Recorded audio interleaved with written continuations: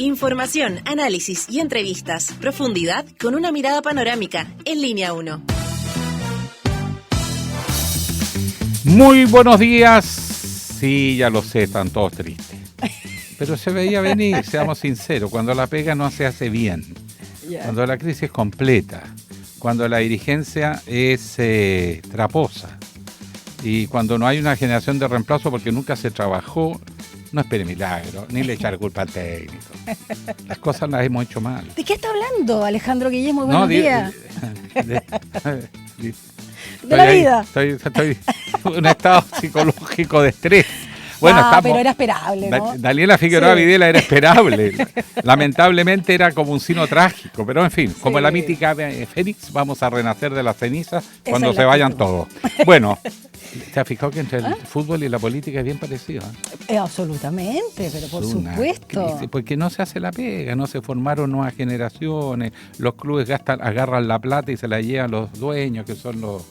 Aunque en la política hay nuevas generaciones, aunque ha sido criticada. Sí. Por falta de experiencia. En realidad no se puede comparar, es peor. Bueno, vamos. Ya, Línea 1 se transmite por Radio Usach 94.5, canal 50.2 de la televisión digital abierta. Además, Diario Usach.cl, Santiago TV 50.1, Zapping 173, Mundo 522 y todas las redes sociales que tenemos. O sea, nos ven en todos lados, Alejandro Guillén.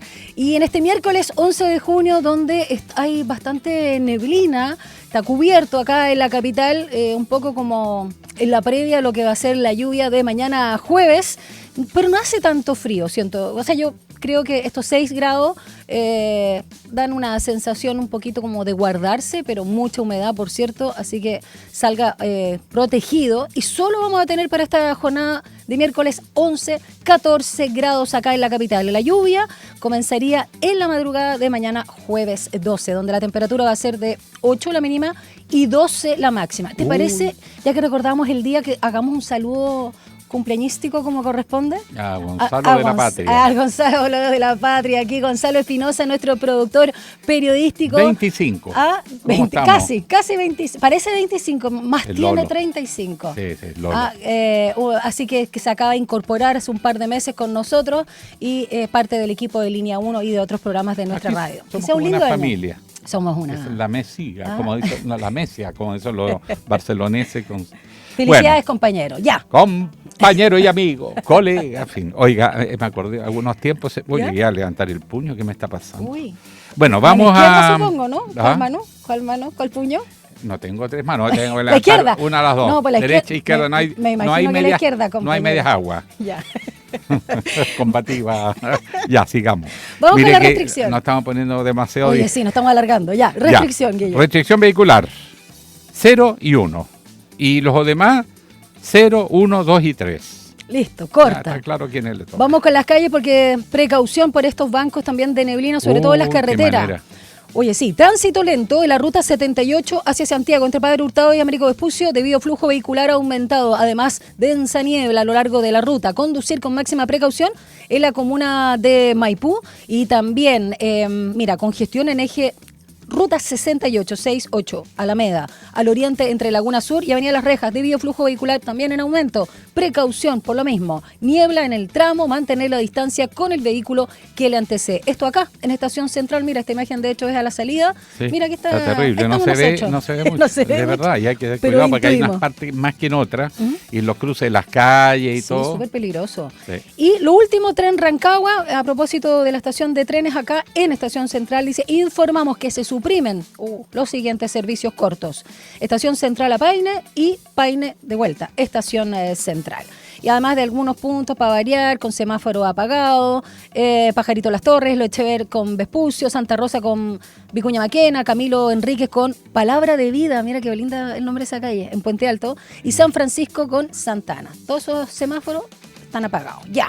Dicho eso, ¿vamos con la pregunta del día, Guille? Sí, el Senado, pero falta la Cámara de Diputados, pero el Senado aprobó una multa mínima por no votar, 34.000 pesos. Entonces la pregunta es si eso realmente incentiva a votar. ¿Cuáles son las opciones? Dice, no, es un monto muy bajo. La otra opción es un monto adecuado. Y la tercera opción, el voto no debería ser obligatorio. Que todavía sigue ese debate. El viejo debate. El viejo debate. Ya, dicho eso, 7:35, vamos con las principales noticias de la jornada. Titulares en línea 1. El Senado aprobó el proyecto de reforma al sistema político. Esta iniciativa contempla la fijación de un umbral de 5% de los votos para que los partidos accedan a la Cámara de Diputadas y Diputados, con una norma transitoria que lo fija en 4 para la elección de este año. El texto además avanzó en su tramitación pese a tener votos en contra del PC, DC, Demócrata, Frente Amplio y algunos independientes. El Senado aprobó el proyecto que establece las sanciones asociadas al voto obligatorio, el que continuará ahora su tramitación en la Cámara de Diputados y Diputadas. La iniciativa contempla multas que van desde 0,5 hasta 5 unidades tributarias mensuales, es decir, entre poco más de 34.000 y más de 340.000 pesos para quienes no cumplan con la obligación de sufragar. El presidente Gabriel Boric designó este martes al general de aviación Leonardo Romanini Gutiérrez como nuevo jefe del Estado Mayor Conjunto de la Defensa Nacional. El general de aviación asumirá la repartición dependiente del Ministerio de Defensa y que agrupa las dotaciones de las 3 ramas de las Fuerzas Armadas el próximo 12 de junio. Un tren de sistemas frontales se aproxima a la zona central del país con pronóstico de lluvias y fuertes vientos que podrían generar complicaciones. Se espera que las precipitaciones comiencen en la noche de este miércoles, afectando a las regiones de Biobío y la metropolitana, y se prolonguen con nuevas lluvias a partir del domingo. La principal preocupación asociada a este evento son los eventuales cortes en el suministro de luz. La Corte Suprema Argentina rechazó un recurso de la defensa de la expresidenta Cristina Fernández, dejando firme una sentencia dictada en el año 2022 en la denominada causa vialidad por defraudación al Estado en la concesión de obras viales en la sureña provincia de Santa Cruz. Fernández, en un discurso en las puertas de la sede del Partido Justicialista en Buenos Aires, tras conocerse la decisión de la Corte, dijo que la decisión de los jueces implica un cepo al voto popular. La policía de Los Ángeles realizó las primeras detenciones de personas que desafiaron el toque de queda nocturno instaurado el martes tras 5 días de manifestaciones contra la política migratoria del gobierno de Donald Trump, mientras que Texas anunció el despliegue de la Guardia Nacional. Y luego de perder contra Bolivia por 2-0 a las alturas de La Paz, la selección chilena masculina de fútbol quedó sin opción alguna de clasificar ni siquiera el repechaje a la Copa del Mundo por tercera vez seguida, convirtiéndose además en el primer eliminado confirmado de la zona, quedando último en la tabla de clasificación. Y los dirigentes aquí echándole la culpa al empedrado. Como consecuencia de ello, el entrenador Ricardo Gareca renunció a la banca nacional y el presidente de la Asociación de Fútbol restó responsabilidades del organismo dirigencial por la eliminación en este proceso. Me gustó, un titular con emoción. Ya, son las 7:38. Un diálogo a fondo. Entrevistas en línea 1. Un desahogo, un cogollito. Lo de la selección, pongan atención a lo que estoy diciendo. Yo he conversado con muchos jóvenes que aspiran a ser futbolistas profesionales. Los clubes de fútbol, con raras excepciones, tienen botada la formación de cuadros deportivos, de búsqueda de talentos, de formación de talentos. Primera cosa. Segundo, los dirigentes se dedican a repartirse la plata y no invierten como corresponde. Tercero, siguen apelando a jugadores que hicieron cosas maravillosas por Chile, pero que todos sabemos que hace rato se les acabó la cuerda. Claro. Y ellos, bueno, es difícil que uno se dé cuenta cuando ya tiene que hacer un paso acostado. Escoba, me dejan por ahí. Bueno, en fin. Pero lo que te quiero decir, esto era predecible. Aquí vamos a concentrar la energía en un argentino, Gareca, y bueno, la culpa es del entrenador. Verdad que no tomó muy buenas decisiones en varias oportunidades, sobre todo con cambios. O hacer jugar a jugadores que hacía rato que no estaban jugando, que no conocían el equipo. Es verdad todo eso. Pero el problema del fútbol chileno es estructural. Cuando estaba Harold May Nichols y se trajo ¿te acuerdas de cómo se llamaba el gran entrenador argentino? ¿Bielsa? Marcelo Bielsa. El maestro, el profe. El maestro. Formó gente y le enseñó a jugar como equipo, con agresividad, con aspiración, Bielsa, aportando el espectáculo. Y disciplina. método. Y lo supieron varios que todavía hablan mal de él porque primera borrachera y no los dejó jugar el partido siguiente. Claro. Y después hasta la presidenta de la República pidiendo que los dejara jugar, rompiendo la disciplina. Bueno, Marcelo Bielsa les enseñó a jugar y apenas fueron al Mundial, lo hicieron menos bien, se explotaron las ventas, ¿no? De camisetas, todo este mercadeo que hay en torno al fútbol, claro. El valor de la televisión. Entonces, ¿qué hicieron los dirigentes de los clubes? Mucha platita, tráiganla para acá. Y se deshicieron de Harold May Nichols, de Bielsa, tiraron el proceso. Felizmente había un cierto vuelo que había agarrado el equipo y logró sacar un par de campeonatos por vuelo, por lo que se había hecho, con la generación que estaba.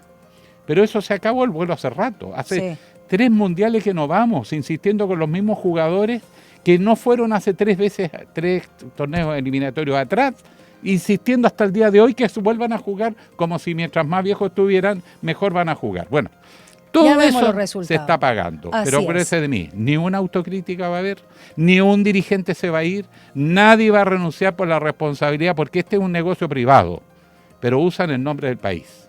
Entonces molesta toda esta frivolidad. Así es que el expresidente del fútbol que está en Estados Unidos escondido por que lo persigue la justicia por fraudes en el fútbol. ¿Cómo se llama este Jadwe? Que salió arrancando el país. Sergio Jadwe. Claro, que en Estados Unidos, a cambio de soltar información para condenar a otro, no lo meten preso, lo tienen ahí cantando. Bueno. Se ha atrevido a levantar su voz y a criticar, porque ya estamos tan en el piso que hasta un delincuente se puede aprovechar de criticar a los dirigentes y la gente les empieza a encontrar sentido. Bueno, desahogo del día. Desahogo del día, y vamos a otro desahogo porque no sabemos lo que está pasando en el Senado con la nueva ley de notario, lo que comenzó como una necesaria reforma para modernizar, transparentar y terminar con los vicios del sistema de notarios, conservadores y archiveros en Chile. Hoy está cerca de ser votada en el Senado tras más de 7 años de tramitación de esta última ley del 2018, dejando varias críticas en el camino. Y entre los cambios más relevantes se encuentran la selección mediante alta dirección pública, la limitación de los cargos vitalicios, estableciendo la cesación de funciones a los 75 años, excepto para los que estaban antes del 95, y la prohibición de designaciones por parentesco, ¿no? Estas inhabilidades. Sin embargo, el proyecto deja fuera reformas claves, como la digitalización de escritura, separación del conservador de bienes raíces. ¿Dónde se entrampó esta ley? ¿Qué papel jugó el lobby en su tramitación? Yo me río nomás. ¿Con quién vamos a conversar? Con Mauricio Daza, abogado penalista. Mauricio, ¿cómo estás? Hacía tiempo que no conversábamos. Bienvenido. Hola, Mauricio. Perdón la espera. Hola, muy buen día. No, si lo estaba escuchando, pero estaba en un desahogo. El día. Sí, no un desahogo. Nada la situación. Oiga, Mauricio, vamos a la firme. Usted es abogado, está metido en el medio. ¿Cuánto gana un notario promedio y el conservador de bienes raíces de Santiago? Porque esta es una especulación que hicimos ayer y nos faltaban dedos para contar los millones. Sí, a ver, el conservador de bienes raíces de Santiago es el funcionario público que más dinero gana en Chile, ¿no? Sí. Es difícil establecerlo, pero yo diría que parte baja de ganar unos 200 millones de pesos al mes. ¿Cuánto? Más o menos. ¿Cuánto? 200 millones de pesos al mes, a lo menos. Claro. Sí, a lo menos. Se tiró por el piso. Y un notario común y corriente, yo creo que debe ganar por sobre los 15 millones de pesos. Uno digamos, de bajo perfil, ¿no? Uno que tenga una notaría no nueva, un poco perdida. En los alrededores, más o menos. Centro, sí. Claro, entonces este es un tremendo negocio, y la verdad es que yo creo que han demostrado tener el lobby más eficaz de Chile, ¿no? Nuevamente, porque la verdad que esta ley está dando cuenta de una cuestión que yo diría que ya está haciendo una práctica en el Congreso en temas que son relevantes y de interés público, ¿no? Que se va por lana y se sale trasquilado, para decirlo en buen chileno, ¿no? Sí. Esta es una tremenda oportunidad perdida. La verdad que el núcleo de los avances que se podría haber hecho fue absolutamente deshecho en el Congreso Nacional, y al final nos quedamos con una reformita de bajo nivel, ¿no?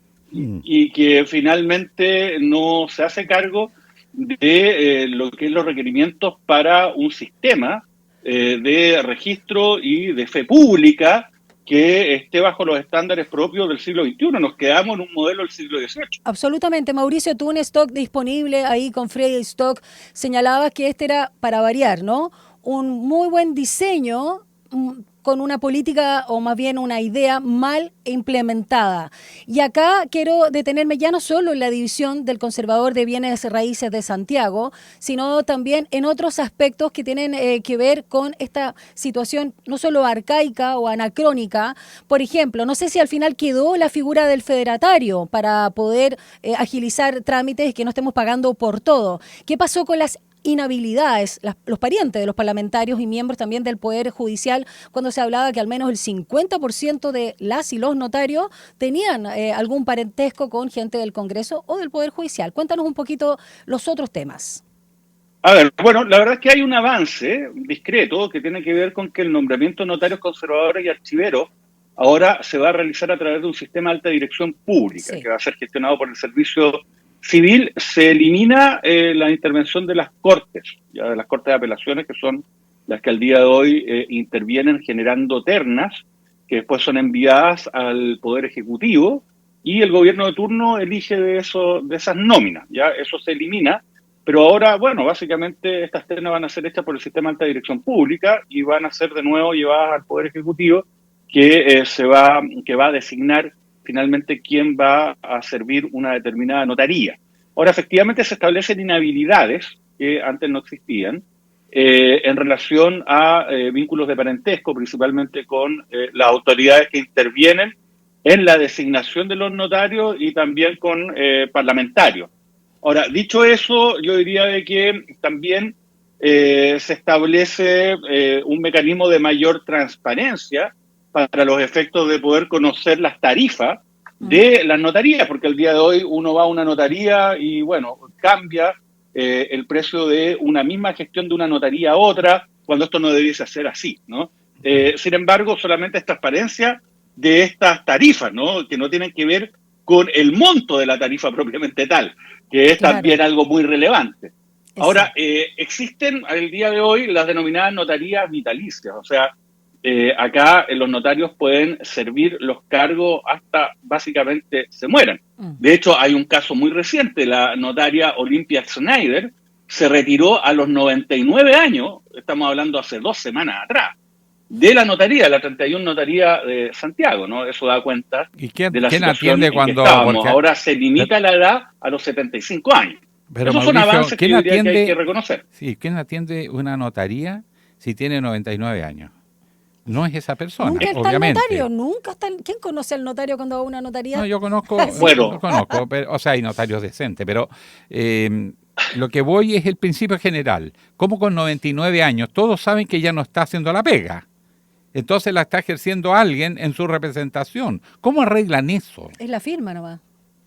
Claro, es que lo que pasa es que ese es el punto, ¿no? Estas firmas muchas veces se puede ocupar este famoso autopen, ¿no? Que ha sido bastante polémico también en Estados Unidos con la administración Biden, donde hay un sistema de, firma que se coloca a través de un mecanismo robótico, hay que decirlo, ¿no? También está la firma electrónica. Muchos de los notarios hoy día también firman de manera electrónica, sin perjuicio que esta ley, paradójicamente, eliminó uno de los principales puntos del proyecto inicial, que era establecer la digitalización de las escrituras públicas. Claro. Eso habría generado una baja en los costos de los trámites notariales enorme y que además habría dado mucho mayor agilidad, prescindiendo del papeleo físico y de la necesidad de que las personas asistan físicamente a la notaría. Este tema de la digitalización extrañamente se eliminó, y además en un contexto bien singular, porque acuérdense que hace algunos meses atrás se reveló el chat del notario Francisco Leiva con otra notaria, que es la notaria Ronchera.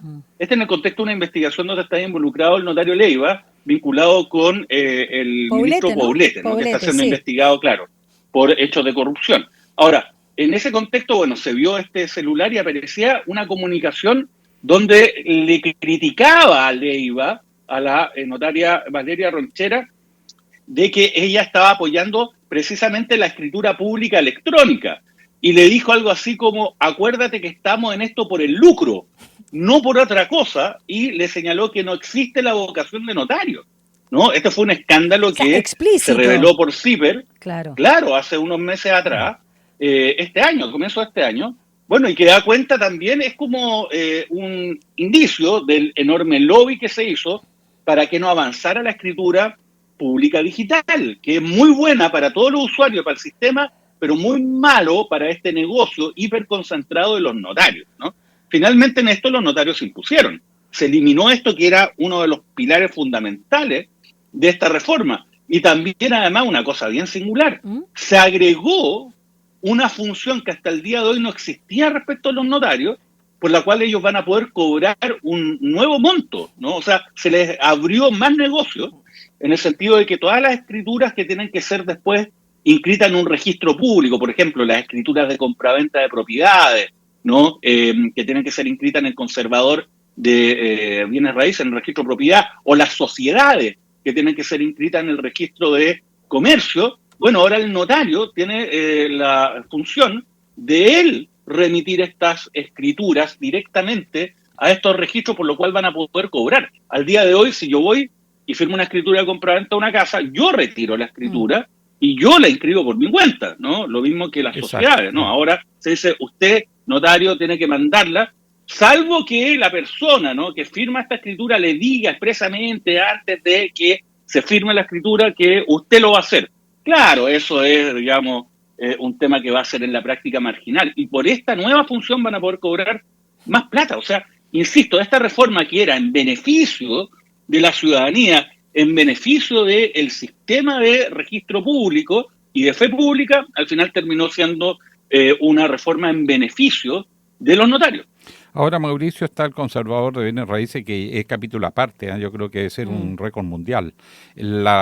Gana 20 veces más que el presidente de la República para hacer una estimación conservadora, suponiendo además que declaran los impuestos bien y no es... Pero en el caso de Santiago es tan gigantesco, me imagino 5,5 millones de personas que tienen que pasar por ese conservador haciendo trámite, lo mismo los archiveros.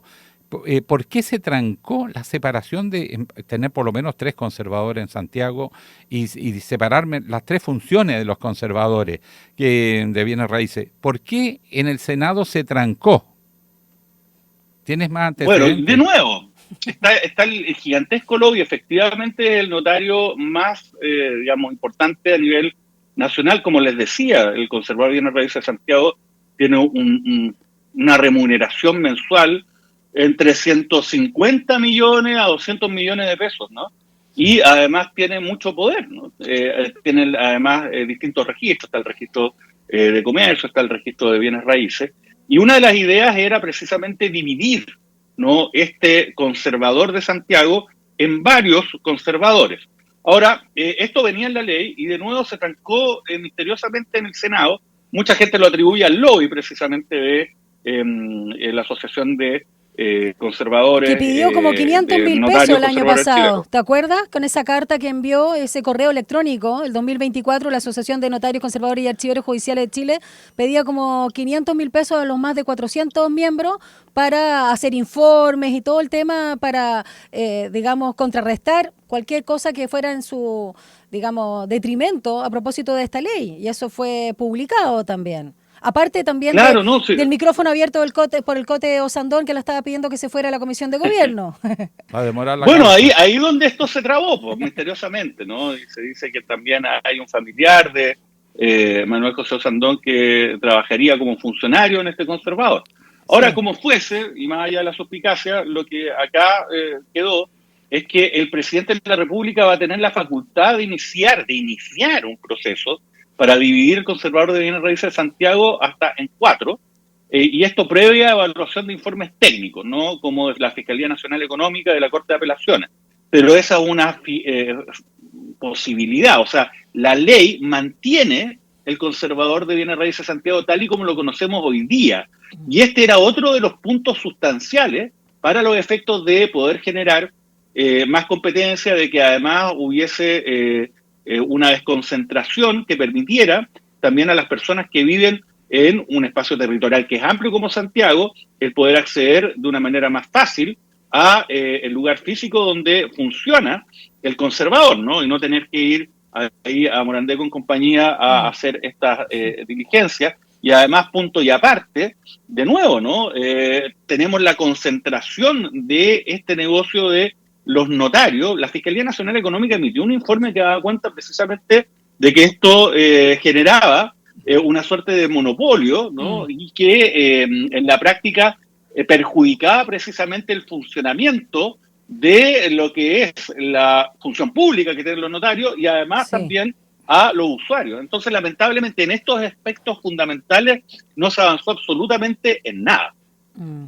Bueno, y de hecho, algo que está relacionado también con el lobby o la sobreprotección, los intereses respecto a los notarios, está el caso de algo que tú también nombrabas, pero por otro tema, de el notario Francisco Leiva, ¿no? Donde la Corte Suprema lo exculpó en mayo de 2025 cuando CIPER dio cuenta de un expediente de la PDI, si no me equivoco, judicial. O sea, no era trascendido lo que mostraba ahí de esta situación con Poblete.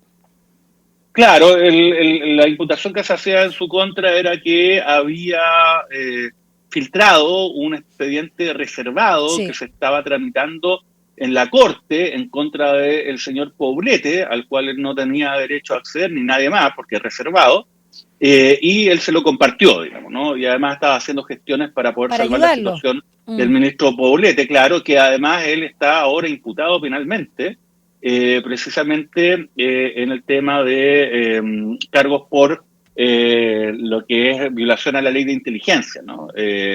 Entonces estamos hablando de una situación grave, pero independiente de la situación de Leiva, lo que daban cuenta sus chats es precisamente este lobby. Ahora, yo les voy a contar algo, o sea, yo participé en el primer proceso constituyente, ¿no? Y en ese proceso, que se suponía que era el más progresista, ¿no? El más innovador, entre comillas, que ha existido en los últimos tiempos en Chile, nosotros habíamos propuesto normas para poder hacer una regulación muy genérica a los notarios. Claro. Y fíjese que esa norma fue rechazada con una votación muy alta.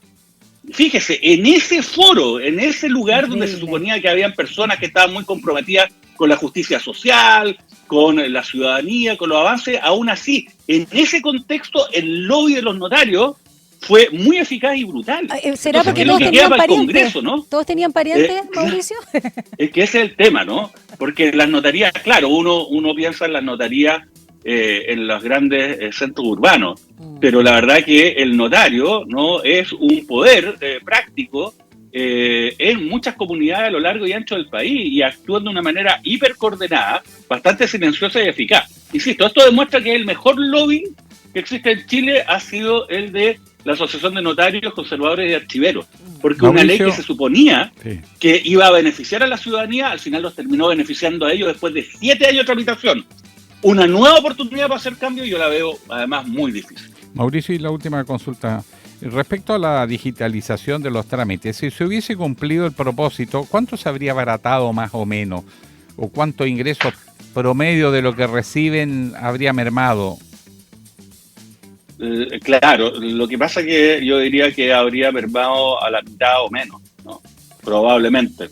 Porque acá habrían existido solamente registros digitales, con una firma electrónica. De hecho, yo soy abogado y litigo. Todos los abogados que litigamos tenemos un sistema de firma electrónica. Todos los escritos lo presentamos, ¿no? A partir de un código.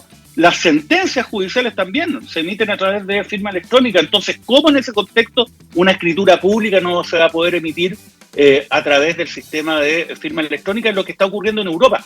Con esta reforma, entre comillas, lo que estamos haciendo es quedar pegados en el siglo XVIII, lo que es imperdonable, ¿no? A partir de, además, todos los avances tecnológicos que existen y que funcionan en otros ámbitos que están también vinculados hoy día, por ejemplo, con la designación de los notarios como el Poder Judicial. Entonces, la verdad que esto es una vergüenza, están tratando de venderlo como un gran avance, e insisto, es una gran e inmensa oportunidad perdida y nos deja anclados en el siglo XVIII y además anclados con un grupo de personas que han monopolizado este tremendo negocio que va a continuar por muchas décadas más. De hecho, el exministro de Justicia, Hernán Larraín, dijo por este tema, no quieren que haya competencia para poder mantener su monopolio, su privilegio. Muchas gracias, Mauricio Daza, abogado penalista, magíster en Derecho Penal y Procesal y Penal por la UDP, posgraduado en litigación penal por la Washington College of Law. Ya, después vemos otros temas y muchas gracias por explicarnos siempre muy didácticamente, Mauricio Daza, este tema donde como la ley corta salieron ganando ahí, en ese caso las ISAPRE y ahora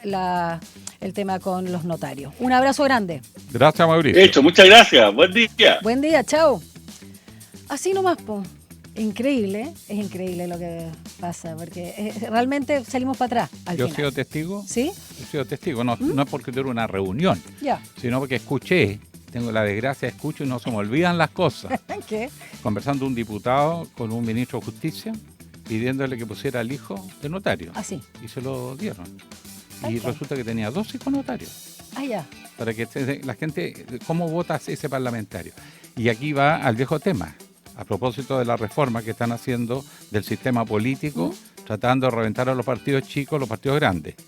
La verdad es que el problema de la falta de legitimidad, la crisis de representación, tiene que ver con estas cosas, exacto, más que con cualquier otra.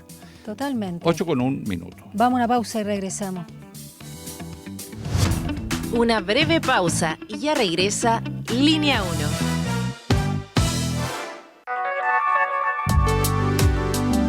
Es la hora en Radio USACH. 8 de la mañana y 1 minuto. Minbu presenta Historias de Barrio. Esta es una de las tantas veces que Pedro y Carlos entrenaron juntos en la Villa Panamericana. Dale, Pedrito, de aquí te haces viral para TikTok. Si estáis hablando con el próximo medallista olímpico, cada vez más cerca de la cima. Obvio, de Villa Panamericana para el mundo. Sí, oigan, muy deportista y todo, pero acuérdense de entrenar para los 7 también, po. Ya vamos. El condominio de Pedro y Carlos también es parte de los proyectos entregados durante este periodo. Infórmate y postula en www.minbu.cl. Ministerio de Vivienda y Urbanismo. Gobierno de Chile. A Hora da Saudade. Una mirada desde las africanidades al mundo, tejendo conexiones, raízes, influencia, ritmos, arte y sabores por medio de la música. Sumérgete en este emocionante, vibrante y diverso viaje intercultural de la 94.5 Radio USACH. A Hora da Saudade, junto a Eugenia Dos Santos. Capítulos estreno miércoles a las 5 de la tarde y los sábados a las 19 horas.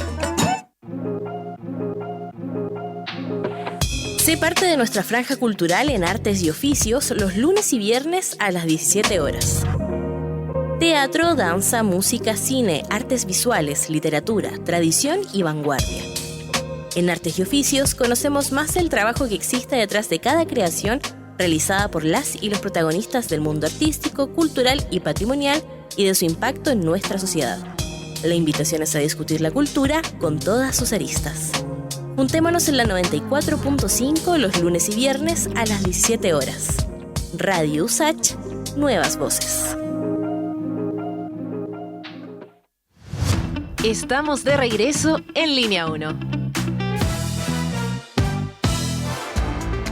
Titulares en Línea 1. El Senado aprobó el proyecto de reforma al sistema político y esta iniciativa contempla la fijación de un umbral del 5% de los votos para que los partidos accedan a la Cámara de Diputadas y Diputados, con una norma transitoria que lo establece en un 4% para la elección de este año. El texto avanzó en su tramitación pese a tener votos en contra del PC, DC, Democracia Cristiana, Demócratas, Frente Amplio y algunos independientes. El Senado aprobó el proyecto que establece las sanciones asociadas al voto obligatorio, el que continuará ahora su tramitación en la Cámara de Diputadas y Diputados. La iniciativa contempla multas que van desde 0,5 hasta 5 unidades tributarias mensuales, es decir, entre poco más de 34.000 y más de 340.000 pesos para quienes no cumplan con la obligación de sufragar. La Contraloría General de la República detectó 5.104 cuentas activas de fallecidos en el sistema usado por la Superintendencia de Seguridad Social, Suceso. El hallazgo, realizado en un cruce de datos con el registro civil, podría dar cuenta de un uso malicioso del sistema, dijo el ente fiscalizador. Y también reportó incumplimientos en los plazos de tramitación de los recursos presentados por los médicos sancionados por uso de licencias falsas. Hasta los muertos piden licencia médica en Chile y se las dan. Un tren de sistemas frontales se aproxima a la zona central del país con pronóstico de lluvias y fuertes vientos que podrían generar complicaciones. Se espera que las precipitaciones comiencen en la noche de este miércoles, afectando las regiones del Biobío y la metropolitana, y se prolonguen con nuevas lluvias a partir del domingo. La principal preocupación asociada a este evento son los eventuales cortes en el suministro de luz. Y el Instituto de Salud Pública, el ISP, emitió una advertencia preventiva por el uso de pastas dentales con fluoruro de estaño asociado a irritaciones bucales en personas sensibles. La medida responde a una alerta sanitaria de marzo de la agencia brasileña Anvisa, que reportó casos de aftas, ardor, inflamación y entumecimiento vinculados a este compuesto. Y el ISP identificó 19 productos autorizados que lo contienen como principio activo. La Corte Suprema Argentina rechazó un recurso de la defensa de la expresidenta Cristina Fernández, dejando a firme una sentencia dictada el año 2022 en la denominada causa vialidad por defraudación al Estado en la concesión de obras viales en la sureña provincia de Santa Cruz. Fernández, en un discurso en las puertas de la sede del Partido Justicialista y tras conocerse la decisión de la Corte Suprema de ratificar los 6 años de presidio, dijo que el fallo de los jueces implica un cepo, una restricción al voto popular. Y la policía de Los Ángeles, en Estados Unidos, realizó las primeras detenciones de personas que desafiaron el toque de queda nocturno instaurado el martes, tras 5 días de manifestaciones contra la política migratoria del gobierno de Donald Trump, mientras que Texas anunció el despliegue de la Guardia Nacional. Chile quedó eliminado del Mundial luego de perder por 2-0 ante Bolivia, allá en La Paz. A raíz de esto renunció el técnico Ricardo Gareca, y por su parte el presidente de la Asociación de Fútbol, Pablo Milad, evadió cualquier responsabilidad en no obtener la clasificación. Gareca es el culpable. 8:7. Un diálogo a fondo. Entrevistas en Línea 1. Bueno, el escándalo esto de las licencias médicas, el ausentismo laboral en Chile, que todos estamos viendo, y los millones que le cuesta al Estado, es noticia. Y bueno, ha habido cambios, porque inicialmente cuando se estaba fiscalizando, el Colegio Médico hizo unas declaraciones molesto por esto, que estimaba poco menos que una invasión ilegítima, pero ahora parece ser que tienen otra visión más amplia con todos los resultados de las investigaciones de la Contraloría y están dispuestos a integrar incluso un grupo va a analizar esta situación. Una mega cumbre institucional. Exactamente. Vamos con a conversar, Contraloría. Exacto. Vamos a conversar con la presidenta nacional del Colegio Médico, Ana María Arriagada. Doctora, muy buenos días. Hola, buenos días. Buenos días a los auditores y a ustedes, ¿cómo están? Muy bien. Oiga, la pregunta que quiero precisar bien, ¿por qué el Colegio Médico inicialmente estaba molesta por estas fiscalizaciones que estimaba intrusiva, excesiva? Y ahora asume que es necesario, incluso más, empieza a asumir un rol activo. ¿Qué cambió? Mire, a ver, lo que pasa es que para nosotros es bien importante resaltar que lo que estamos... ¿Aló? Sí, que lo que estamos viviendo hoy día, tiene que ver con lo mismo que nosotros decíamos. La fiscalización, la verdad es que todo lo que es el manejo de las licencias es muy complejo. Tiene diferentes como leyes que lo regulan y diferentes entidades que se superponen. Y eso es parte de la razón de por qué estamos así hoy día. Y han venido como olas o rachas de mayor fiscalización, pero nunca se ha mejorado del todo, ni se ha clarificado un poco el rol de cada institución. Entonces lo que ha pasado ahora es que con los costos enormes de licencias médicas, más claramente un empeoramiento de los niveles de salud mental de la población, esto hizo nuevamente una crisis, que nosotros como colegio esperamos que se resuelva ojalá de forma definitiva y no con estas como rachas de mayor fiscalización. Nosotros venimos hace tiempo diciendo que la fiscalización no funciona, porque mientras veíamos que teníamos muchos médicos que no eran grandes emisores o que atendían pacientes que estaban en lista de espera y se veían en el fondo obligados a hacer un número enorme de informes. Por otro lado, veíamos que los grandes emisores no pasaba nada. Y de un año a otro, aquellos médicos que claramente vendían licencias o estaban usándolas con fines como delictivos y que daban más de 5.000 licencias al año, no solo no disminuían, sino que aumentaban. Y está claro que a medida que se avanza en el número de licencias hasta hacerlas absolutamente incomprensibles, lo que ocurre ahí es que hay un perfil de médico que se aleja bastante del médico normal o el médico que hace bien su trabajo. Entonces nosotros, la verdad, nuestra crítica siempre ha sido a la forma de fiscalizar, porque nos parecía ineficiente, algo que se confirma por lo que la Contralora ha encontrado ahora, y no con el fondo de la fiscalización. Nosotros sí creemos que aquí tenemos que ser observados todos, ¿se fija? Ahora, el momento actual nos hace como abarcar diferentes áreas, pero yo quiero ser bien clara. El colegio médico no tiene a cargo fiscalizar las licencias. Nosotros no tenemos ni las herramientas, ni tenemos ninguno de los mandatos jurídicos para que nosotros tengamos que dar cuenta del buen uso del instrumento. Sí tenemos que hacerlo desde el punto de vista ético, ¿se fija? Sí. Pero esto no es lo mismo decir que el colegio médico acá falla porque en el fondo hay emisión de licencia. O sea, el colegio médico no es un ente fiscalizador en esta materia y por lo tanto tenemos una acción muy importante porque obviamente la licencia médica es parte del acto médico, pero nosotros no somos quienes podemos ir a fiscalizar las licencias. Sí. No tenemos ni el mandato, ni ninguna atribución y tampoco sería correcto que lo tuviéramos. Doctora, ¿y comenzaron ya los tribunales de ética en las regiones? ¿Cómo? ¿Comenzaron ya los tribunales de ética en las regionales?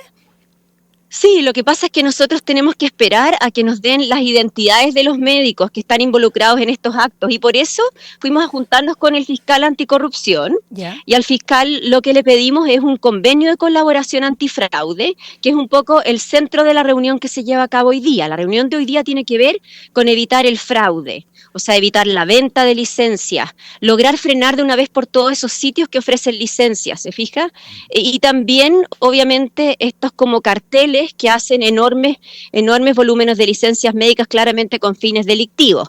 Entonces, en ese sentido, nosotros lo que hemos pedido a las instituciones es que nos den las identidades de los médicos que están involucrados en esto para poder pasarlos a los tribunales de ética, ¿sí? Ahora, pero eso es algo que demora, primero porque la Fiscalía está avanzando en las investigaciones, pero tenemos que esperar a que formalicen a esas personas para poder someterlos a proceso. Ya tenemos andando una querella contra 40 médicos o profesionales emisores que nos llegaron sus identidades hace poco y estamos reuniendo los antecedentes para querellarnos en esas materias. Y en el resto de los médicos que, por ejemplo, sean sumariados por uso indebido de licencias, tenemos que esperar a que las entidades nos manden las identidades de estos doctores y doctoras. ¿Sí? Doctora, pero hay un problema práctico. Ustedes no pueden hacer sanciones muy dramáticas, a lo más de expulsar a un médico del colegio médico, suponiendo además que está como miembro del colegio, porque ya no es obligación pertenecer al gremio. Antiguamente una expulsión significaba una inhabilitación para ejercer. Hoy día no significa nada. Entonces, ¿hasta qué punto el colegio médico tiene herramientas para poder tomar sanciones que alerten a la comunidad de estos médicos que están haciendo negocio ya en forma escandalosa? Nosotros primero podemos y eso es lo que de alguna manera estamos haciendo, primero podemos de alguna manera capacitar a nuestros médicos para que conozcan de sus obligaciones como funcionarios públicos, una de las cuales es, por ejemplo, alertar de un uso inadecuado de los recursos. O sea, yo creo que nosotros podemos, desde todas las organizaciones que están en este problema, mejorar el uso que hay de toda la normativa vigente actualmente, que pasa por el estatuto administrativo y una serie de otras normas. Pero usted tiene razón, Alejandro, y por eso nosotros estamos reflotando nuestra idea, que la tenemos hace varios años, de recuperar la tuición ética o la vigilancia ética de las profesiones, algo que perdimos con la dictadura y que hoy estamos en conversaciones bastante avanzadas con otros colegios profesionales para poder presentar juntos al Ministro de Justicia y luego al Congreso un proyecto que nos permita recuperar la tuición ética y que efectivamente exista en Chile un juicio entre pares para, entre otras cosas, por ejemplo, quitarle a alguien, digamos, la posibilidad de ejercer la profesión porque ha cometido faltas graves, ¿se entiende? ¿Cierto? Sí. Estamos conversando con la doctora Ana María Arriagada, presidenta nacional del Colmed, del Colegio Médico. A propósito de esta situación con las licencias médicas fraudulentas, doctora, ha surgido también el tema de transparentar el registro de sociedades médicas anónimas, ¿no? Para saber, sobre todo, la emisión de algunos, señalan, ¿no?, médicos que son contratados para estas labores. ¿Qué nos puede decir al respecto? No entiendo bien su pregunta. Sí, es que han pedido que se sí. transparente, que se publique, que se sepa quiénes conforman las sociedades médicas anónimas, o sociedades anónimas médicas más bien, para saber de ahí que se contrata a su vez a otros médicos que su labor esencialmente es emitir licencias médicas.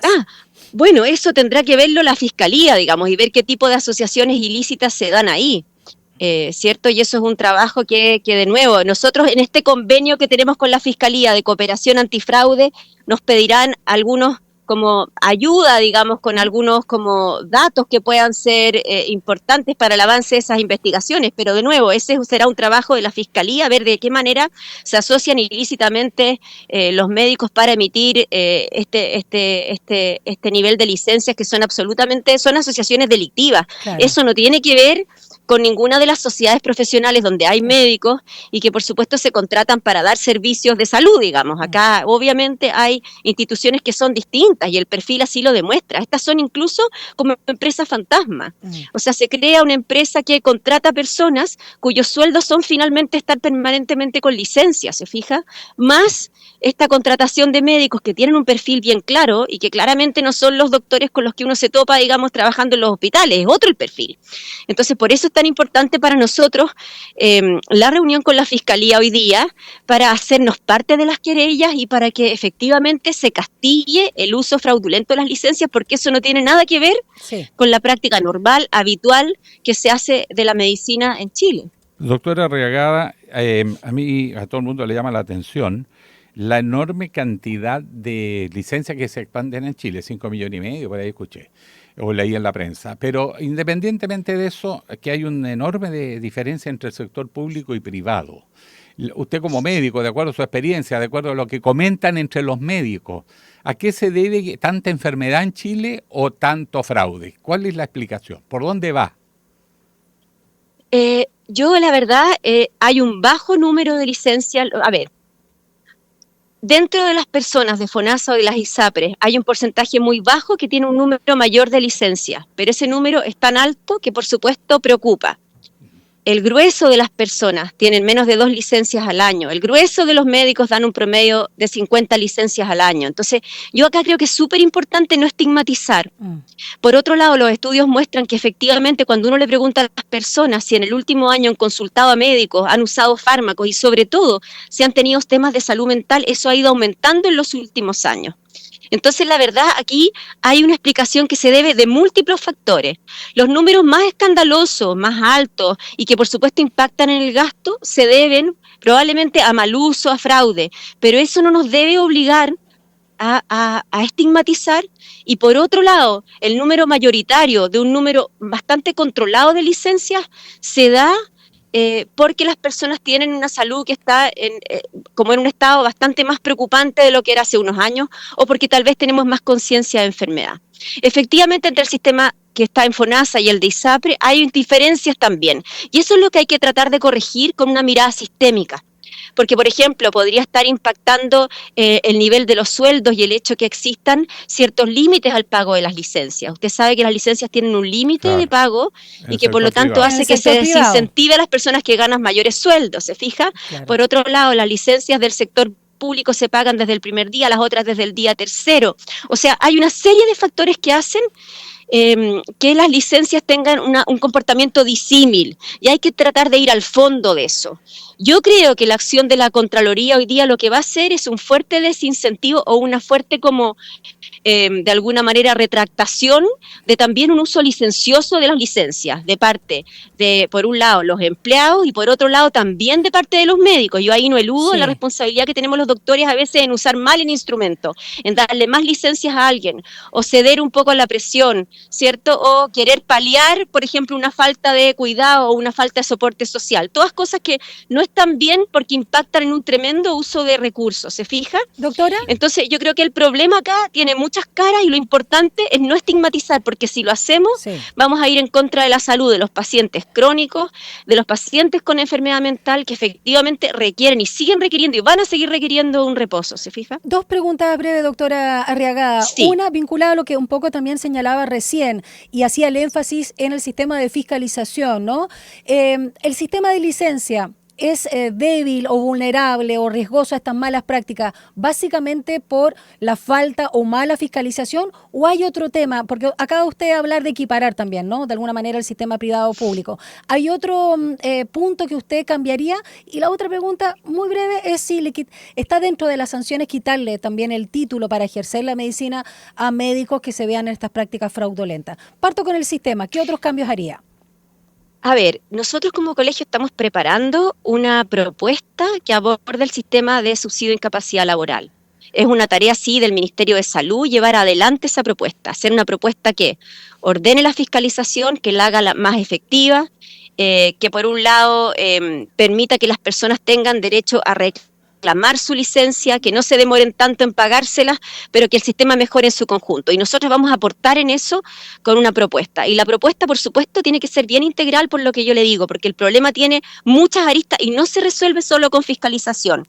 Yo le puedo asegurar que en los estudios que se han hecho de centros importantes como el Centro Ipsos, Horizontal, en fin, que han estudiado este tema, lo que se ve es que si estamos con estas como ataques de fiscalización cada 10 años, pero en el intertanto no hacemos nada por mejorar, la cosa va a seguir así, ¿cierto? Y entonces tenemos que lograr como país sentarnos a hacer un análisis claro del sistema, de los incentivos donde los pone, de la salud de la población, de la salud laboral, de lo que es la carga de maternidad o cuidado, ¿cierto? También de quién paga el SIL, porque en otros países el SIL lo paga también en un porcentaje, por ejemplo, el empleador. Sí. En otros países se carga al Ministerio de Trabajo y no a Salud. O sea, hay varias preguntas que nos podemos hacer y nosotros como colegio estamos trabajando con un comité de expertos y nuestros departamentos que manejan este tema, y además lo vamos a trabajar con el consejo de los dirigentes de todo Chile para poder hacer una propuesta. En el sentido de las razones por las cuales darle la licencia a un doctor, efectivamente si hay un médico que se asocia ilícitamente para vender licencias, esa persona no debe ejercer la medicina, pero eso obviamente no es una decisión que se tome de nuevo desde el colegio médico tal como lo tenemos hoy día instalado, sino que es una decisión que tiene que ser tomada en una estructura. Hoy día la podría tomar un juez, por ejemplo. Entiendo. Porque hoy día no es que no haya capacidad de quitarle a alguien la licencia para ser doctor, eso se puede hacer en un tribunal. Lo que nosotros decimos es que es importante que en esa decisión haya un juicio entre pares. Y para eso estamos peleando en conjunto con otros colegios profesionales, pero la verdad es que un médico que se asocia ilícitamente para vender licencias médicas ya no es un médico. Se entiende. ¿Hoy se reúnen con la Fiscalía, también con el MinSal y con Contraloría, o solo con Fiscalía? No, nosotros tenemos una reunión con la Contralora que habíamos pedido hace unas semanas hoy día, pero aparte está esto que ha sido llamado por la prensa como la cumbre, y que es una reunión en la Fiscalía Anticorrupción en que están citados CONPIN, Suceso, nosotros como colegio médico y también los emisores de licencias electrónicas y también la Asociación de ISAPRES, y esa reunión el foco es el fraude. Perfecto, muchísimas gracias, doctora Ana María Arriagada, presidenta nacional del Colegio Médico de Chile. Un abrazo grande y gracias por las aclaraciones. Gracias, doctora. Gracias a ustedes por el espacio. Muchas gracias. Chao. Chao. 8:23. Un análisis profundo y con contexto. Llegamos a Estación Editorial. La noticia ya la sabe, el Senado finalmente votó la reforma al sistema político, o lo que entiende el Senado como sistema político, impulsada por senadores tanto de Chile Vamos como del llamado socialismo democrático, y la despachó a la Cámara de Diputadas y Diputados para continuar su tramitación, que será obviamente mucho más difícil porque está más fragmentada. Se requiere además quórum alto, 4/7. Pero básicamente las medidas usted ya las conoce, ponerle un 5% para que un partido pueda acceder a escaños. Por otro lado, un parlamentario que renuncia a su partido, por el que fue electo, pierde el escaño. Es una ley llamada antidíscolo y reformas más bien de ese tipo. Una serie de observaciones haría yo, si me lo permiten. Te lo permitimos. Primero, están legislando sobre los efectos de un problema y no de la causa. La fragmentación, la crisis de representación, la crisis de nuestra democracia participativa, que no lo es, por cierto, son mucho más explicativas que simplemente los díscolos. El díscolo lo hace porque huele que el ciudadano común no está contento con algo y por eso se va o se cambia. Y él quiere que lo reelijan, quiere poner sintonía con el público. Pero acá lo que nosotros estamos viendo en Chile es primero una crisis de representación. El chileno común, el chileno corriente o la chilena corriente cada día comulgan menos con los partidos políticos, porque la agenda de preocupación de los partidos no son la agenda de los ciudadanos. Segundo, el incumplimiento crónico de promesas y vueltas de chaqueta. Uno puede entender que incluso un proyecto salga a media, pero que se dé vuelta completamente, eso es difícil de explicar. La gente se siente traicionada, entonces votar no amarra al elegido, no lo obliga a nada, no es un voto vinculante. Por lo tanto, es un mero ejercicio casi gimnástico de votar porque no tenemos ninguna garantía que se va a cumplir con un programa, ni siquiera por aproximación. Otro elemento, la falta interna de transparencia y democracia. Los partidos son oligárquicos, gobiernan 2 o 3, son los accionistas principales, decía un ex diputado que renunció a su partido. O sea, hay oligarquías dentro de los partidos. No es un sistema transparente, democrático, con instancias de consulta a las bases, a la militancia. Y tercero, una democracia que tampoco le consulta al ciudadano nada. Chile es un país casi único en el mundo que desde la primera constitución que le dio estabilidad a Chile, la 1833, no tiene mecanismo de participación ciudadana que sean vinculantes. Solo pueden votar, pero el voto no tiene un efecto, ni siquiera ese, vinculante. Se promete tantas veces reformas trascendentes que no terminan en nada porque la ciudadanía está ausente. Entonces cuando uno dice vamos a apelar a la calle, lo condenan. ¿Por qué? Porque saca la política del ámbito oligárquico y se lo pone a los ciudadanos en bandeja, por último, para que se desahogue, porque en Chile un ciudadano no puede influir en la toma de decisiones. Lo que puede hacer es expresar la rabia en la calle, pero por otro lado, expresar la rabia en la calle no enseña cívicamente a construir acuerdos a nivel de ciudadanía. Ese es otro problema que no está resuelto porque no se ha hablado de participación ciudadana, pero de nada. Después, la relación entre política y negocio. Lo estamos viendo en estos días con el tema de los notarios. Los notarios y los conservadores pagan mucha plata a los parlamentarios. Por lo tanto, ley mordaza. Y el que está hablando mucho le tiran el billete y se acabó la discusión. Eso viene desde los orígenes de la República. Sobre todo cuando la élite, que era la que gobernaba Chile, se da cuenta que hay que incorporar a la clase media, entonces surge la dieta parlamentaria y llega gente que no tiene poder económico al Congreso. Bueno, esa gente es muy vulnerable porque no tiene muchas veces ni cómo financiar campañas o financian campaña hipotecando la casa. Recordemos que don Pedro Aguirre Cerda tuvo que hipotecar su casa e incluso al final terminó vendiendo la casa que tenía en el campo para financiar su actividad política. Bueno, eran bastante más transparentes, pero no lo dejaban gobernar. O sea, el Congreso no deja gobernar, porque si permite que el presidente ejerza el mando, el Congreso pierde fuerza. Entonces se hacen sentir bloqueando al gobierno que sea. Entonces el problema no tiene que ver con que si el partido tiene 5% o 4%. Y además que hay una serie de problemas prácticos de las malas prácticas en el ejercicio del cargo. Cuando hay un proyecto de ley que no les gusta, lo tiran a empolvarse en un cajón y no lo vuelven a discutir. Invitan a Chile a discutir un proyecto en el Congreso, traen gente de Arica, de Punta Arenas, llegan a Santiago y después suspenden la discusión del proyecto. Entonces esa gente ya no viene la segunda vez. Y entonces ahí es donde lo discuten. Mire, uno aprendió bastante en la vida, más por viejo que por diablo. Y lo otro, todo esto que se está aprobando, lo único que va a hacer es fortalecer a las oligarquías, a los partidos grandes, va a permitir que nuevamente la clase política recupere el manejo de la política para llegar a sus acuerdos, que no son acuerdos ciudadanos, porque a mí me gustan los consensos, pero ciudadanos, no de la oligarquía partidaria. Entonces con esto creen que pueden recuperar el control de la agenda, llegar y ponerse de acuerdo en forma más silenciosa y finalmente seguir tomando el control y retomar el control de los partidos, porque la política se les está escapando por este fraccionamiento. Pero insisto, el fraccionamiento es una consecuencia, no es una causa. Y mientras no se vaya a las causas, que es profundizar la democracia, democratizar el poder, ir a la descentralización del poder, empoderar a los territorios, empoderar a la comunidad, mecanismo de participación ciudadana, vamos a ir de mal en peor. No nos engañemos. Eso que se ha aprobado en el Congreso, lejos de ayudar, va a crear nuevos problemas. Cierro con un último ejemplo. Y si un partido político, la primera mayoría en una región la saca un candidato, diputado o senador, pero el partido a nivel nacional no saque el 5%, se van a quedar los partidos grandes con ese cargo. O sea, se van a subsidiar de liquidarse al candidato más votado. Todas estas cosas van a aumentar la deslegitimación de la política. Sin honestidad, no, esto no funciona. 8:30 y tenemos 6,7 grados a esta hora, esperando solo 14 para esta jornada miércoles 11 de junio. Vamos a una pausa y ya regresamos con más contenidos en Línea 1. Una breve pausa y ya regresa Línea 1.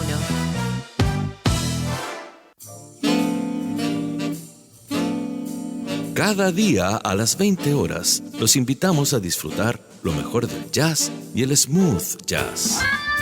Ahora Jazz, por la 94.5, Radio USACH.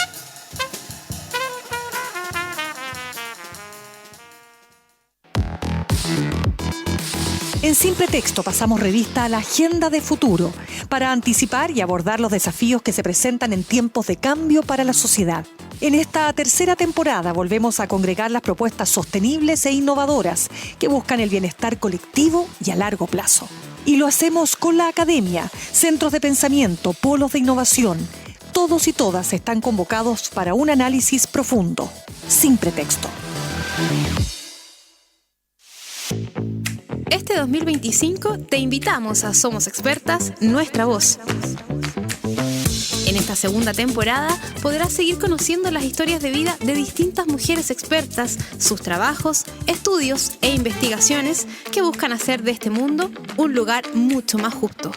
Conéctate a Somos Expertas, Nuestra Voz, cada miércoles y sábado a las 13 horas por la 94.5 FM, el canal 50.2 de la televisión digital abierta y en nuestras plataformas digitales. Radio USACH, Nuevas Voces.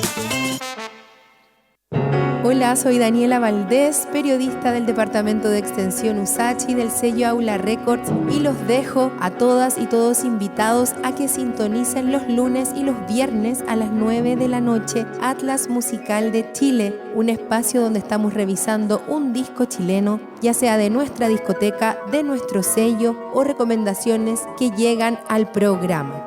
Hemos estado con ensambles de cuerdas, solistas, grupos de cámara, nuestros elencos artísticos, entre otras composiciones de artistas nacionales. Sintonicen entonces lunes y viernes a las 21 horas aquí en Radio USACH. Les esperamos.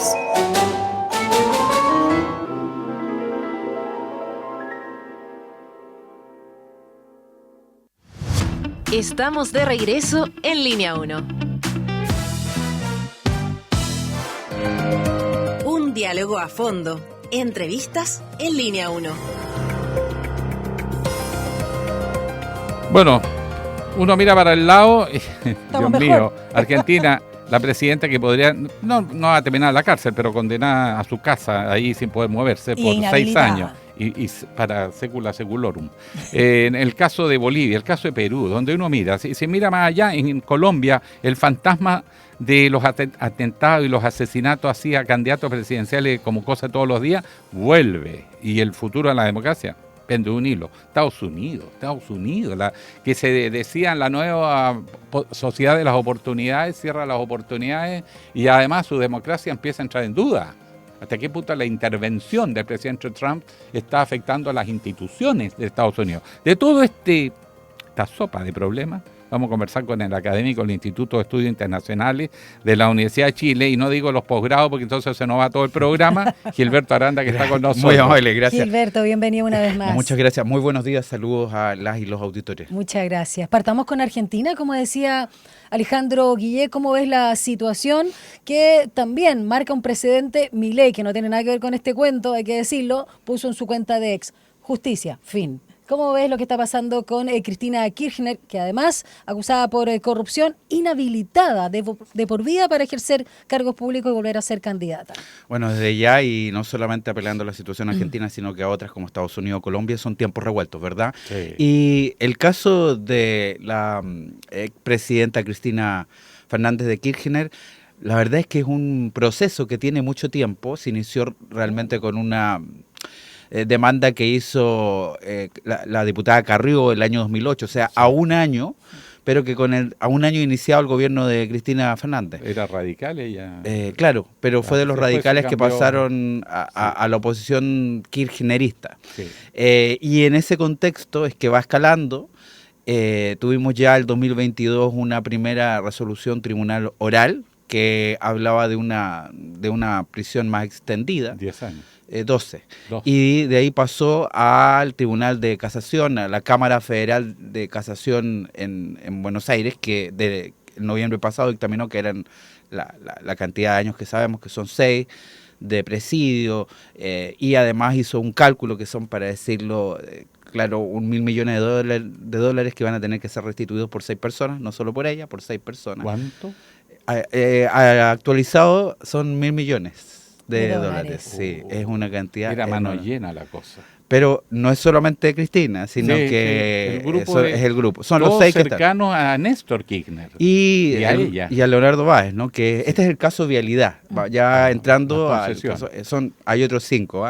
Sí. En el caso de Cristina Fernández de Kirchner, este es el caso de concesiones viales en la provincia de Santa Cruz, que era es el epicentro del kirchnerismo. Exactamente, donde se confirmaron algunas obras direccionamiento originalmente para que beneficiaran a Leonardo Báez, y esto significa que finalmente el día de ayer la Corte Suprema ha dictaminado confirmar lo que dijo antes el Tribunal de Casación, y por lo tanto ahora la única duda que tenemos es si lo va a cumplir en un centro penitenciario o en su casa, que la legislación argentina prevé que para los mayores de 70 años sí, pueda, o sea, tampoco está obligado, el juez puede decir que sí o que no, pero si se hace esa petición, el juez puede autorizarla para los mayores que haría la de 70 tendalada, años. porque con todo el apoyo que hemos visto movilizada la gente apoyando a Cristina, o como dicen, es CFK, que haría la tendalada en Buenos Aires al menos. Sí, ¿qué escenario se abre?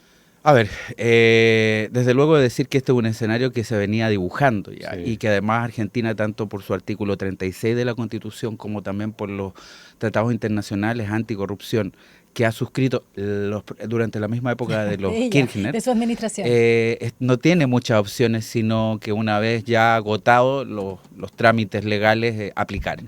Pero claro, la cuestión ahora es saber si esto va a significar de alguna manera un espacio para la unidad de la oposición, que ciertamente tiene una figura más que simbólica en Cristina Fernández de Kirchner, o más bien la bancarrota, ¿no? Una oposición que continuaría degradándose. Ya sabemos, en el apronte de la ciudad autónoma de Buenos Aires, no todo la conurbación, sino que la ciudad autónoma, sabemos que el mileísmo, el actual gobierno va viento en popa, pero digamos la oposición no había resultado tan mal parada, diría yo, y bueno, ahora hay una nueva prueba. Claramente estamos en una tesitura que va a ir va a tener que tomar un tiempo para que se dilucide, pero claramente sabemos que por el momento sale de competencia Cristina Fernández, al menos por los siguientes 6 años, a menos que algo pase, un giro muy brusco. Los siguientes 6 años los siguientes 6 años podría estar, más bien va a estar detenida y sale de competencia permanentemente inhabilitada para ejercer cargos públicos y por lo tanto representación. Y con líderes visibles, obviamente el escenario se ve complejo, porque a veces en torno a 2 o 3 figuras se puede agrupar. Hay algunas figuras, pero no tan relevantes. Vamos a Colombia, vi tu artículo, el peligro es la democracia. De volver a los ciclos que se inician en Colombia desde la República. Sí. Las peleas entre los federalistas y los centralistas, igual que en Chile. Pasó aquí algo parecido, pero los federalistas resistieron menos. Allá fue una eterna guerra civil que iba y que venía, iba y que venía. Periodos más graves, no más graves. ¿Es parte de ese mismo escenario trágico de la historia de Colombia o aquí hay algo nuevo? Bueno, la verdad es que más bien como un eterno retorno, tendría que decirlo como imagen. Efectivamente, desde 1812 en adelante y durante todo el siglo XIX hasta 1902 tuvimos 9 guerras civiles y ese periodo de la historia colombiana que se llama la violencia, dicen los historiadores allá con mayúscula, desde los 20, inicia por ahí con la matanza de las bananeras, como se decía.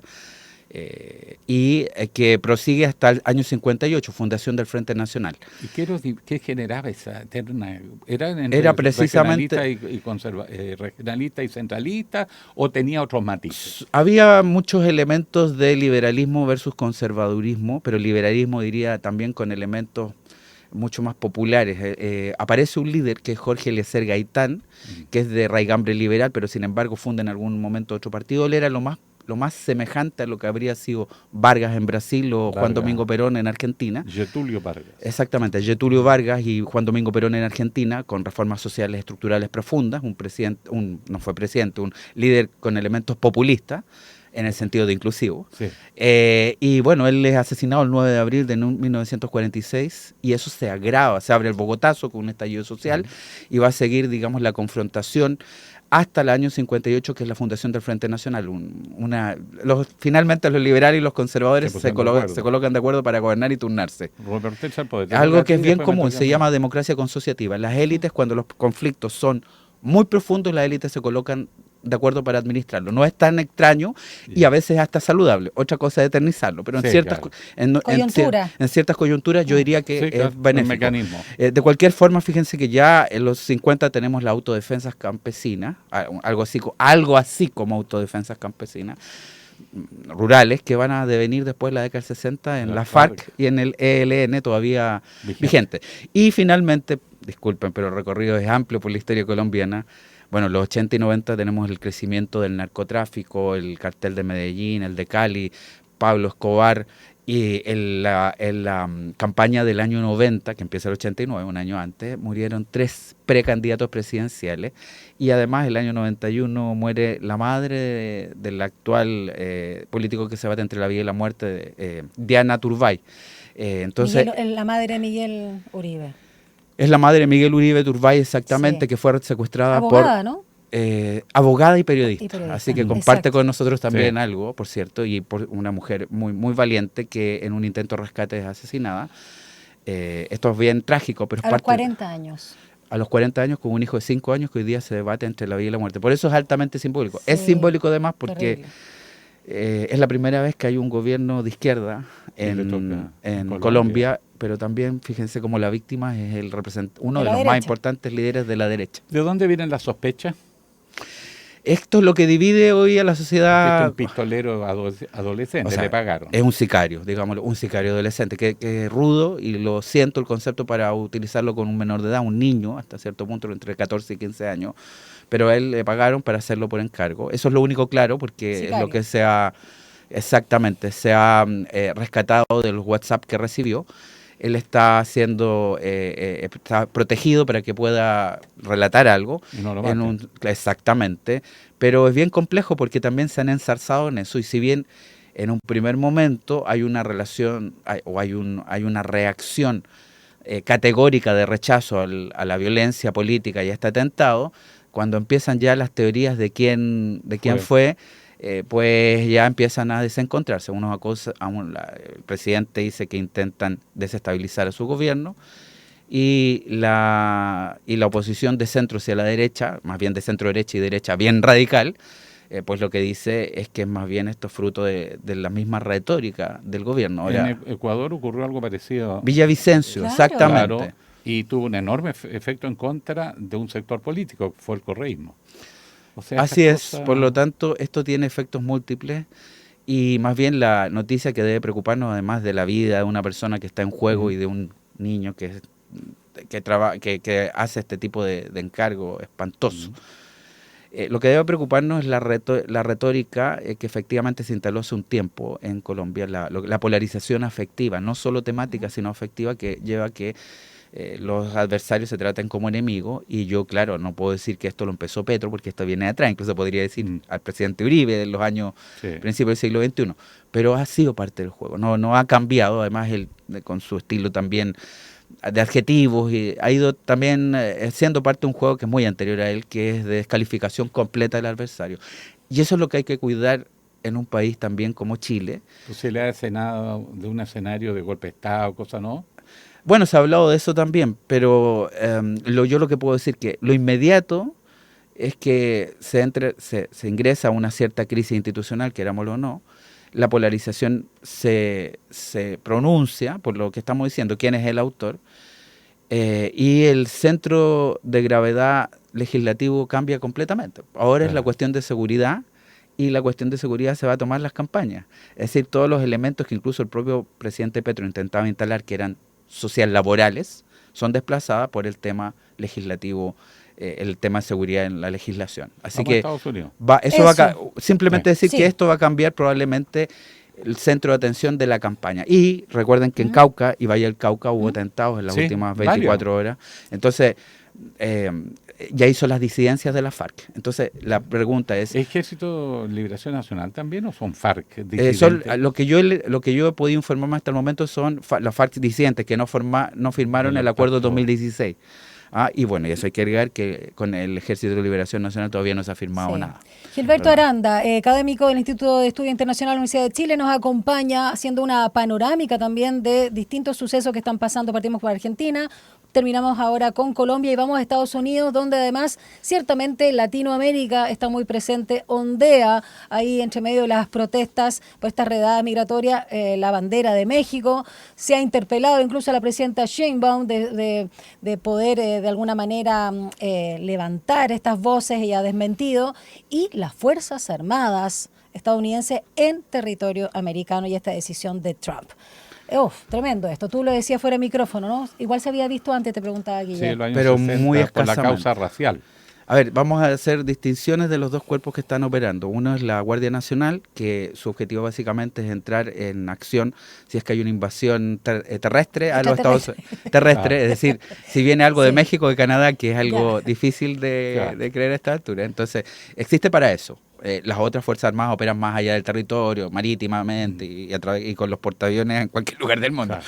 Pero la Guardia Nacional está para eso, y también en caso de que haya una insurrección, ahí sí, pueden operar, y eso había ocurrido claramente el año 65 bajo la administración Johnson, cuando a propósito de los derechos civiles plenos para la comunidad afroamericana, un trabajo que venía desde la época de Kennedy, hay disturbios en Alabama y en otros focos del sur profundo, vamos a decir, y frente a eso, frente también al tema de los derechos humanos, el presidente Johnson decide movilizar a la Guardia Nacional para detenerlo. Ku Klux Klan, ¿no? Entre otros, ¿verdad? Entre otros grupos, pero también algunos políticos importantes eran parte también de una retórica de polarización.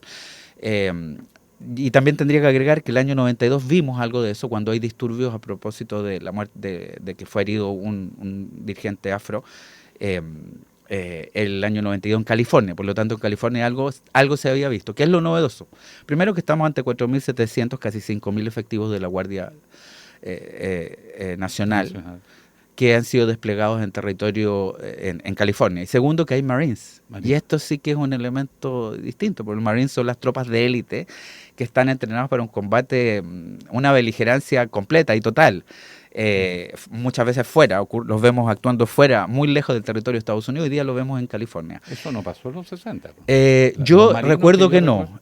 Por lo menos en el año 65 no. Y apostaría que el año 92 tampoco. Entonces, o sea, que las Fuerzas Armadas estadounidenses estén dentro de Estados Unidos es algo inédito. Y Trump parece que está dispuesto a subir la apuesta. Por lo tanto, el año, o más bien decir, la Guardia Nacional lo habíamos visto sí bajo el expediente de insurrección. La cuestión es que no ha sido argumentado sobre eso, pero todo parece indicar que se está caminando hacia allá. Es decir, ya lo está mencionando sin invocarlo legalmente, pero ya lo está mencionando porque, claro, se ha ido contaminando también el ambiente. Esto también es polarización afectiva, así que estamos hablando de presidentes, de sujetos bien distintos políticos, pero que al final convergen ¿qué? En un discurso maniqueo entre el bien y el mal, donde entró en colisión además con el gobernador de California, que incluso se le amenazaba algo así como que podría ir eventualmente detenido. Sí. Esto ya, que una amenaza seria. No recuerdo tampoco que yo tampoco recuerdo que ella sí que se fueron muy duros con algunos de los liderazgos políticos del sur de Estados Unidos del 65, pero esto claramente es novedoso. También la alcaldesa de Los Ángeles estaba muy activa. La cuestión es que al final esto tiene un efecto contagio y esto se está expandiendo en Nueva York, que tuvo importantes manifestaciones y otras no tan masivas en otros lugares del país, pero está empezando a crecer. Recordémosles a la gente que esto es porque como hay una agencia federal que está siendo redada contra migrantes, pues los migrantes han protestado. En California esto es bien importante porque son el 27% de la población, como el doble. El estado más grande. El estado más grande, pero además porcentualmente los migrantes son el 27%. Sí, son el doble que el promedio nacional en Estados Unidos. Es decir, algo así como 1 de cada 4 personas que viven en California son de origen extranjero, no nacieron en Estados Unidos, no son nativos de Estados Unidos. Así que es una situación bien compleja. ¿Cómo puede escalar esto? Porque ¿hasta qué punto Trump puede actuar, por ejemplo, eventualmente detener al gobernador, de repente empieza a morir gente? Trump no parece tener límite y no lo afecta. ¿Algún contrapeso o es muy naif lo que estoy diciendo? No, para nada, porque en ciertos momentos han habido jueces en determinadas decisiones, incluso respecto al tema migratorio, jueces del circuito federal que han demandado terminar determinadas políticas, la implementación de determinadas políticas y directrices. Claro que al final cuando se elevan a la Corte Suprema, la Corte Suprema pierde, ¿no? Han habido muy pocos casos, han habido un par donde la Corte Suprema ha respaldado a los jueces, sobre todo cuando el presidente Trump dice que esos jueces también pueden ir, de alguna manera son parte de un contubernio. De cualquier forma, ¿hasta dónde llega esto? Bueno, a mí me es difícil ver a un gobernador detenido tras las rejas en cargo, pero todo es posible hoy día. Lo que en cambio sí veo más probable es una posibilidad es que empieza a morir gente, que hayan enfrentamientos serios y esto se expanda. Por lo tanto, yo diría que sin embargo Trump está dispuesto a llegar bien lejos porque aquí tiene muchas ganancias, porque prometió que las guerras iban a terminar en 48 horas. Sabemos que eso no ha pasado. Prometió que la economía iba a ir mejor, eso no ha pasado. Además, con un impacto, a propósito de los aranceles impuestos a todos, a socios y no socios, esto ha implicado que incluso facciones de su heterogénea alianza que lo lleva al poder no estén tan contentas, particularmente algunos republicanos que eran partidarios del neoliberalismo. Sí. Claro, dicen cosas no tan estridentemente, pero lo han manifestado, que esto va a contrapelo de lo que siempre creyeron. Pero el tema migratorio unifica toda su alianza. Pues. Claro. Entonces, esto además es hecho en forma mediática y espectacular. Él le interesa colocar este debate porque ahí todos, desde los republicanos neoliberales hasta los MAGA, algunos que a lo mejor en algún momento también eran parte del Ku Klux Klan, otras personas, ¿no?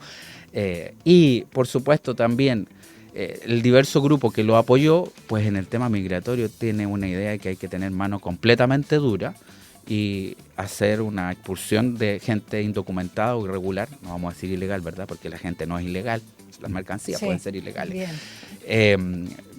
Que llegue a cualquier lado para tratar de imponer la expulsión de estas personas. Entonces, la verdad, yo creo que él está dispuesto a ir muy lejos en esto. Gilberto Aranda, muchísimas gracias por este análisis internacional de lo que está pasando al menos hoy en Argentina. Por supuesto, esta situación que tú decías, ¿no? Como un retorno también en Colombia, eterno retorno lamentablemente, y ahora en Estados Unidos, que esperemos que alguien le ponga un parelé, como se dice en buen chileno, a Donald Nietzsche Trump. diría el eterno retorno. Sí. ¿Ah? Muchas gracias, Historia muchas circular. gracias Gilberto Aranda. Muy amable, muchas gracias, muy bueno y gracias por invitarme a esta interesante reflexión con ustedes. Muchas Gracias a ti profesor. por venir a esta hora de la mañana. Vamos con la agenda del día para este miércoles 11 de junio. Las noticias que marcarán la jornada. Ahora, la agenda del día. Básicamente una agenda política, porque los canales de televisión abierta inician la transmisión de la franja electoral de las primarias del oficialismo. Parte de hecho por sorteo, Janet Jara, 12,52 es la primera y la segunda se exhibe a las 20,52 u 8 para las 9 de la noche. Y este miércoles también se va a realizar el pleno del Consejo Regional Metropolitano, donde el gobernador Claudio Rego deberá dar nuevas explicaciones, porque trató de dar una, ¿no? Por el informe de la Contraloría que advirtió un eventual desvío de recursos públicos a su campaña. ¿Vamos con los resultados de la pregunta del día? Claro, el Senado acordó una multa mínima para no votar de 34.000 pesos, pero hay una máxima que llega a los 300 y tantos mil 340. pesos. Y el sí. juez decide cuánto tendría que pagar usted. Bueno, la pregunta es si incentiva o no el voto. ¿Qué dice nuestro público? Un 18% señaló que es un monto adecuado, un 40% sostuvo que no, es un monto muy bajo. Y el 42% afirmó que el voto no debería ser obligatorio. O sea, muy dividido como el Congreso Nacional. Con la fragmentación que vemos. Nos despedimos, ¿cuánto faltan? 6 minutos para las 9 de la mañana, con tan solo 6,5 grados, 100% de humedad. Recuerden que hoy en la noche y ya mañana caería la lluvia acá en la capital y solo 14 grados vamos a tener esta jornada. Prepararse. Muchas gracias por su compañía y a llorar tranquilo. No hay roja, pero habrá a futuro. Los jóvenes, los sub-17, siempre hay esperanza. Y quédense en nuestra sintonía. Ya viene Rodrigo Alcaíno con Enlace USACH. Nosotros hasta mañana. Chao.